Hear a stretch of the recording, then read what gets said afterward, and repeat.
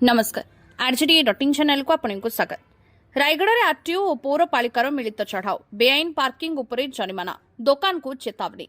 गोटेपटे रायगढ़ सहर में दिन को दिन ट्राफिक समस्या बढ़िबार लागिछि, हेले अन्यपटे रास्ता उपरे बेआईन गाड़ी पार्किंग और दोकानी मानकर जबरदखल जोगु साधारण लोके नाई नथिबा असुविधार सम्मुखीन होउछन्ति।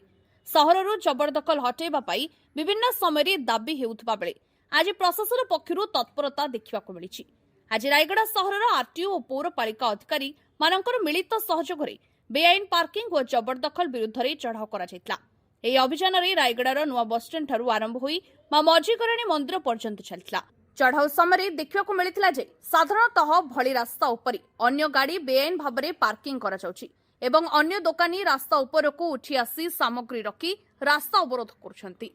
या उपरे कार्यानुष्ठान ग्रहण करी आरटीओ अधिकारी माने 10 रु ऊर्ध्व गाड़ी उपरे जरिमाना लगाइथिबा बेले अन्यपटे पौरपालिका पक्षरु रास्ता अवरोध करथिबा समस्त दोकानी मानकु कड़ा चेतावनी दिया जायछि।